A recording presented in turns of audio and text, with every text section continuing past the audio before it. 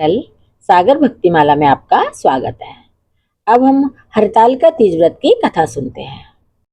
एक बार भगवान शिव ने पार्वती जी को उनके पूर्व जन्म का स्मरण कराने के उद्देश्य से इस व्रत के महात्म्य की कथा कही थी। श्री भोले शंकर बोले, हे गौरी, पर्वतराज हिमालय पर स्थित गंगा के तट पर तुमने अपनी बाल्यावस्था में 12 वर्षों तक अधोमुखी होकर घोर तप किया था। इतनी अवधि तुमने अन्न न खाकर पेड़ों के सूखे पत्ते चबाकर व्यतीत किए। माघ की विकराल शीतलता में तुमने निरंतर जल में प्रवेश करके तप किया। वैशाख की जला देने वाली गर्मी में तुमने पंचाग्नि से शरीर को तपाया। श्रावण की मूसलाधार वर्षा में खुले आसमान के नीचे बिना अन्न जल ग्रहण किए समय व्यतीत किया। तुम्हारे पिता तुम्हारी कष्ट साध्य तपस्या को देखकर बड़े दुखी होते थे। उन्हें बड़ा क्लेश होता था। तब एक दिन तुम्हारी तपस्या तथा पिता के क्लेश को देखकर नारद जी तुम्हारे घर पधारे। तुम्हारे पिता ने हृदय से अतिथि सत्कार करके उनके आने का कारण पूछा। नारद जी ने कहा, गिरिराज, मैं भगवान विष्णु के भेजने पर यहाँ उपस्थित हुआ हूँ। आपकी कन्या ने बड़ा कठोर तप किया है। इससे प्रसन्न होकर वे आपकी सुपुत्री से विवाह करना चाहते हैं। इस संदर्भ में आपकी राय जानना चाहता हूँ। नारद जी की बात सुनकर गिरिराज गदगद हो उठे। उनके तो जैसे सारे क्लेश ही दूर हो गए। प्रसन्न चित्त होकर वे बोले, श्रीमान, यदि स्वयं विष्णु मेरी कन्या का वरण करना चाहते हैं तो भला मुझे क्या आपत्ति हो सकती है। वे तो साक्षात ब्रह्मा है। हे महर्षि, यह तो हर पिता की इच्छा होती है कि उसकी पुत्री सुख संपदा से युक्त पति के घर की लक्ष्मी बने। पिता की सार्थकता इसी में है कि पति के घर जाकर उसकी पुत्री पिता के घर से अधिक सुखी रहे। तुम्हारे पिता की स्वीकृति पाकर नारद जी विष्णु के पास गए और उनसे तुम्हारे ब्याह के निश्चित होने का समाचार सुनाया। मगर इस विवाह संबंध की बात जब तुम्हारे कानों में पड़ी तो तुम्हारे दुख का ठिकाना न रहा।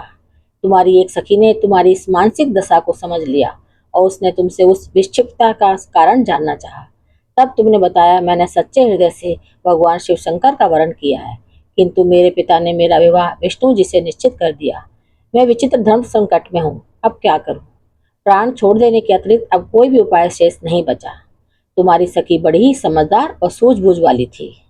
उसने कहा, सखी, प्राण त्यागने का इसमें कारण ही क्या है। संकट के मौके पर धैर्य से काम लेना चाहिए। नारी के जीवन की सार्थकता इसी में है कि पति रूप में हृदय में जिसे एक बार स्वीकार कर लिया, जीवन पर्यंत उसी से निर्वाह करे। सच्ची आस्था और एक निष्ठा के समक्ष तो ईश्वर को भी समर्पण करना पड़ता है। मैं तुम्हें घनघोर जंगल में ले चलती हूँ, जो साधना स्थली भी है, जहाँ तुम्हारे पिता तुम्हें खोज भी ना पाए। वहाँ तुम साधना में लीन हो जाना। मुझे विश्वास है कि ईश्वर अवश्य ही तुम्हारी सहायता करेंगे। तुमने ऐसा ही किया। तुम्हारे पिता तुम्हें घर पर न पाकर बड़े दुखी तथा चिंतित हुए।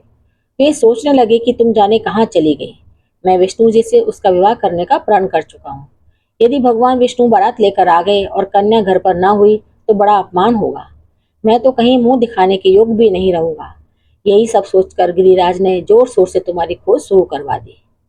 इधर तुम्हारी खोज होती रही और उधर तुम अपनी सखी के साथ नदी के तट पर एक गुफा में मेरी आराधना में लीन थी। भाद्रपद शुक्ल तृतीया को हस्त नक्षत्र था। उस दिन तुमने रेत के शिवलिंग का निर्माण करके व्रत किया। रात भर मेरी स्तुति के गीत गाकर जागी। तुम्हारी इस कष्ट साध्य तपस्या के प्रभाव से मेरा आसन डोलने लगा। मेरी समाधि टूट गई। मैं तुरंत तुम्हारे समक्ष जा पहुंचा और तुम्हारी तपस्या से प्रसन्न होकर तुमसे वर मांगने के लिए कहा। तब अपनी तपस्या के फलस्वरूप मुझे अपने समक्ष पाकर तुमने कहा, मैं हृदय से आपको पति के रूप में वरण कर चुकी हूँ। यदि आप सचमुच मेरी तपस्या से प्रसन्न होकर यहाँ पधारे हैं तो मुझे अपनी अर्धांगिनी के रूप में स्वीकार कर लीजिए। तब मैं तथास्तु कहकर कैलाश पर्वत पर लौट आया। प्रातः होते ही तुमने पूजा की समस्त सामग्री को नदी में प्रवाहित करके अपनी सहेली सहित व्रत का पारण किया। उसी समय अपने मित्र बंधु व दरबारियों सहित गिरिराज तुम्हें खोजते खोजते वहां आ पहुंचे। तुम्हारी इस कष्ट साध्य तपस्या का कारण तथा उद्देश्य पूछा। उस समय तुम्हारी दशा को देखकर गिरिराज अति दुखी हुए और पीड़ा के कारण उनकी आंखों में आंसू मढ़ाए थे। तुमने उनके आंसू पहुंचते हुए विनम्र स्वर में कहा, पिताजी, मैंने अपने जीवन का अधिकांश समय कठोर तपस्या में बिताया है। मेरी इस तपस्या का उद्देश्य केवल यही था कि मैं महादेव को पति के रूप में पाना चाहती थी। आज मैं अपनी तपस्या की कसौटी पर खरी उतर चुकी हूँ। आप क्योंकि विष्णु जी से मेरा विवाह करने का निर्णय ले चुके थे, इसलिए मैं अपने आराध्य की खोज में घर छोड़कर चली आई। अब मैं आपके साथ इसी शर्त पर घर जाऊंगी कि आप मेरा विवाह विष्णु जी से ना करके महादेव जी से करेंगे। गिरिराज मान गए और तुम्हें घर ले गए। कुछ समय के पश्चात शास्त्रोक्त विधि विधान पूर्वक उन्होंने हम दोनों को विवाह सूत्र में बांध दिया। हे पार्वती, भाद्रपद पद की शुक्ल तृतीया को तुमने मेरी आराधना करके जो व्रत किया था, उसी के फलस्वरूप मेरा तुमसे विवाह हो सका।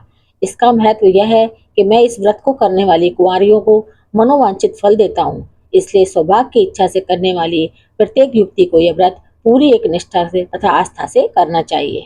सौभाग्यवती स्त्रियां अपने सुहाग को अखंड बनाए रखने के लिए ये हरतालिका तीज का व्रत करती हैं। तो ये है हरतालिका तीज की व्रत कथा।